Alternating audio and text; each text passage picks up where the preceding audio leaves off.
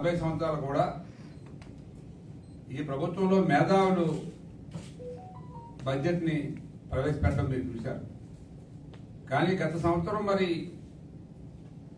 జగన్ గారి ప్రభుత్వంలో ప్రవేశపెట్టిన వ్యక్తి ఫ్యాక్షనిస్ట్, మరి ఎట్లా అతన్ని ఫైనాన్స్ మినిస్టర్ పెట్టడం మాకు తెలియదు. కానీ ఈ ప్రభుత్వంలో మేధావులు బడ్జెట్ పెడితే ఆ ప్రభుత్వంలో ఫ్యాక్షనిస్ట్ తప్పితే వేరే వాళ్ళు తెలివైన వాళ్ళు ఎవరు బడ్జెట్ పెట్టే అవకాశాలు లేవు. అవసరమైతే జగనే రాసిచ్చేస్తాడు ఆ బడ్జెట్ ఇలా పెట్టి అని. ఇంకా ఆయన మేధావిగా ఉన్నా కూడా అటువంటివి ఏమి జరగవు. అలాంటిది ఈరోజు నిన్న మన రాష్ట్రానికి సంబంధించిన బడ్జెట్ ప్రవేశపెట్టారు. సుమారు 3,24,24,000 కోట్లు బడ్జెట్ అనౌన్స్ చేయడం జరిగింది. ఈ బడ్జెట్లో ముఖ్యంగా మన విశాఖపట్నానికి సంబంధించి సుమారు దగ్గర 1,200 నుంచి 1,400 కోట్లు మన విశాఖపట్నం ప్రాంతానికి, అంటే ఇటు ఉత్తరాంధ్ర సుజల సేవంతి 600 కోట్లు, మన ఆంధ్ర యూనివర్సిటీకి 380 కోట్లు, పోలీస్ శాఖకు సంబంధించి దగ్గర వైజాగ్ సంబంధించి సుమారు 180-200 కోట్లు కేటాయించారు. వాళ్ళ పాత బాకీలు కూడా కట్టడం జరిగింది. ఇది కాకుండా చిన్న ప్రాజెక్టులు ఉన్నాయి. నీటిదల మంచినీటి కోసం రైవాడ, లక్కోన, పెద్దేరు, ఇవన్నీ కూడా 10 కోట్లు, 20 కోట్లు, 50 కోట్లు ఇవన్నీ కూడా బాగు చేయడానికి బడ్జెట్లో డబ్బులు ఇచ్చారు.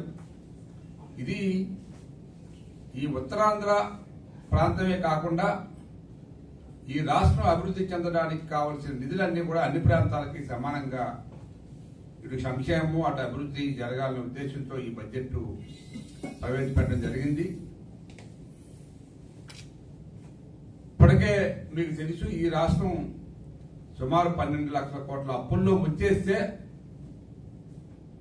ఈ రౌడీ మూకలు మరి ఫ్యాక్షనిస్టులు పరిపాలించిన సమయంలో దాన్ని సరిదిద్దుకుంటూ ఇవాళ మన రాష్ట్రంలో అప్పులకి వడ్డీ కట్టుకుంటూ ఒక పక్క సంక్షేమ పథకాలు ఏవైతే ఉన్నాయో మనం అనౌన్స్ చేసిన 6 పథకాలతో పాటు మిగతావి కూడా మనం చెప్పలేని పథకాలు కూడా చాలా ఇవాళ అమలు చేయడానికి ప్రయత్నం చేస్తున్న ప్రభుత్వం. ముఖ్యంగా పోలవరం సంబంధించి ఆ రోజు మీరు 45.5 మీటర్ల ఎత్తుకి మనం ఈ డిజైన్ చేస్తే బడ్జెట్ ఎక్కువైపోతుంది, డబ్బులు లేవు అని చెప్పి రకరకాల కారణాలతో దాన్ని 41.5కి తగ్గించడం మీ అందరికీ తెలిసిందే. మళ్ళీ చంద్రబాబు నాయుడు గారు ముఖ్యమంత్రి అయిన తర్వాత దాన్ని మళ్ళీ ఈరోజు ఏదైతే ఆ రోజు ప్రపోజ్ చేసామో మనము 45.5కే మళ్ళీ ఈ పోలవరం డ్యామ్ ఎత్తుని పెంచి ఎస్టిమేషన్ చేయడం జరిగింది. దానికి సుమారు 33,000 కోట్ల రూపాయలు అవసరమైతే కేంద్రం ఆల్రెడీ 1,200 కోట్ల రూపాయలు మరి మంజూరు చేయడం మీకు తెలిసిందే. దాంతోపాటు ఇప్పుడు మనం కొంత ఈ బడ్జెట్ లో కేటాయించాం. డెఫినెట్ గా 2024 ఎండింగ్ కి 26 ఎండింగ్ కి ఈ పోలవరం ప్రాజెక్టు పూర్తవుతున్న నమ్మకంతో ప్రభుత్వం ముందుకు పనిచేస్తుంది. ఇది కాకుండా మరి ఈవేళ తల్లికి వందనం, మరి అట్లాగే ఈ ఏదైతే ఉందో ఈ ఫీజు రియంబర్స్మెంట్ రిలీజ్ చేయడం జరిగింది. తల్లికి వందనం, ఇది కాకుండా మనం ఈ ఒంటరి ఆడవాళ్ళని 18 సంవత్సరాల నుంచి మనం ఆ రోజు ముఖ్యమంత్రి గారు 50 సంవత్సరాల వరకు కూడా మనం నెలకి 1,500 రూపాయలు ఇస్తామని చెప్పాం. దాన్ని కూడా అమలు చేయడానికి ప్లాన్ చేస్తున్నారు. ఈ బడ్జెట్ లో కొంత అమౌంట్ కేటాయించారు. కానీ ఎప్పటి నుంచి అమలు చేస్తారో అనేది ప్రభుత్వం ఇంకా నిర్ణయం తీసుకోలేదు. కాబట్టి ముందు మిగతా ఏవైతే ఉన్నాయో ఈ మనం ఇచ్చిన హామీలు 6లో కూడా సుమారు ఇప్పటికి 3 అమలయ్యా, మిగతా 3 కూడా ఇప్పుడు అమలు చేయాలనే ఉద్దేశంతో మరి బడ్జెట్ లో కొంత అమౌంట్ ఇచ్చారు. మేము కోరేది ఒకటే, మీరు ఏదో ప్రతిపక్షాలు జనరల్ గా బడ్జెట్ పెట్టిన తర్వాత ఒక మామూలు డైలాగ్ ఉంటది, ఈ తప్పులు తడకలు ఇవన్నీ కూడా కేటాయింపులు లేవు, పేరుకే బడ్జెట్ అని చెప్పి. ఇది సర్వసాధారణం, మీకు తెలుసు మాకు తెలుసు. టీవీ ముందుకు రావడం, ఈ బడ్జెట్ ఇస్తే ఇదేమి ఎవరికి పనికొచ్చిన బడ్జెట్ కాదని చెప్పి చెప్పడం అనేది ఆ నాయకులు మనసుల్లో ఆలోచించుకోవాలి. మీకు సిగ్గుండాలి. ఏనాడైనా మీరు బడ్జెట్ గురించి ఆలోచించి, ప్రజల గురించి ఆలోచించి, అభివృద్ధి గురించి ఆలోచించి చేశారా? కేవలం ఎంతసేపు కూడా బటన్ నొక్కడానికి ఎక్కడ డబ్బులున్నాయి, ఏ డిపార్ట్మెంట్లో డబ్బులున్నాయి అవన్నీ పోగేసి వాడేయడమే. ఎంత గౌరవం అంటే గ్రామ పంచాయతీల్లో ఉన్న డబ్బులు కూడా మీరు పోగేసి పంచాయతీలు అభివృద్ధి లేకుండా ఆ రోజు ఆ డబ్బులు కూడా రకరకాలుగా మీరు వాడేసి గ్రామాల్లో అభివృద్ధి లేకుండా కనీసం గ్రామానికి వెళ్లే రోడ్డు కూడా పరిస్థితి బాగులేని పరిస్థితి మనం అందరం చూసాం. మరి గ్రామానికి వెళ్లే రోడ్డు కాకుండా మెయిన్ రోడ్డు కూడా ఎంత అధ్వానంగా తయారయ్యో మనం అందరం చూసిన పరిస్థితి మీకు తెలుసు. ఆ రోడ్లు కూడా ఇవన్నీ కూడా సుమారు దానికి కూడా 1800 కోట్లు 18,000 కోట్లు కూడా ఈ రోడ్లకి వెయ్యాలన్న ఆలోచనతో కేటాయించారు. ఇప్పటికే కొన్ని రోడ్లు మనం బాగు చేసుకున్నాం, కొన్ని రోడ్లు వేస్తున్నారు కొత్తగా. ఇలా ఒక వ్యవస్థ కాదు. అట్లాగే ఆరోగ్యానికి సంబంధించి మరి సుమారు ఆరోగ్యశ్రీలో మొన్ననే 900 కోట్లు బాకీ అంటే ఆ బాకీ కూడా ఇచ్చారు. మళ్ళీ దానికి కూడా సుమారు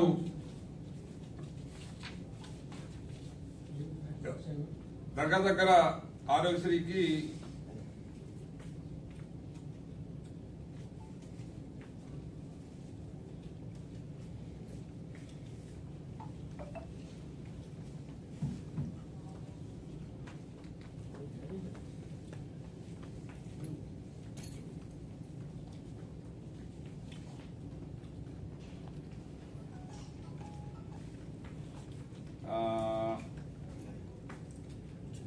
ఆదరణకి 1000 కోట్లు,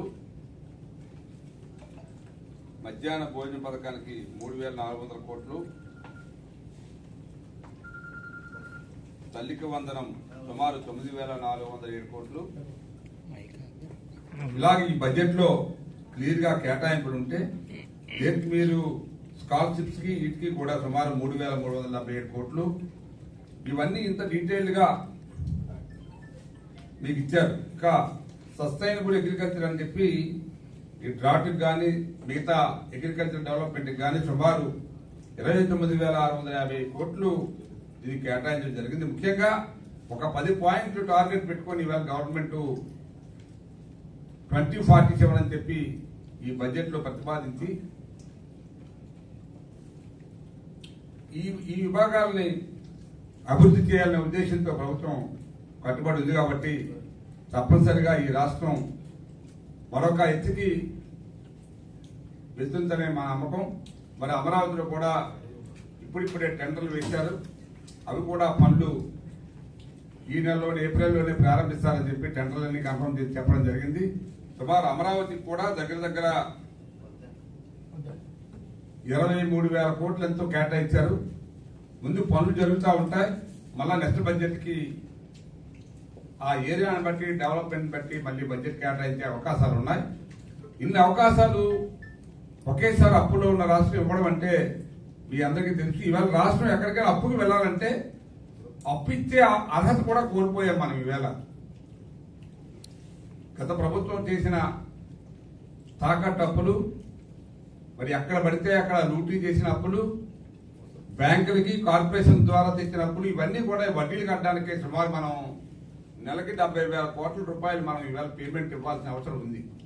ఏది మిగతా మన పెన్షన్లు కానీ మన జీతాలు కానీ అట్లాగే మరి ఏవైతే అనుకున్నామో ఈ 10 ప్రోగ్రాముల్లో ఆరోగ్యశ్రీకి డబ్బులు కట్టాలి.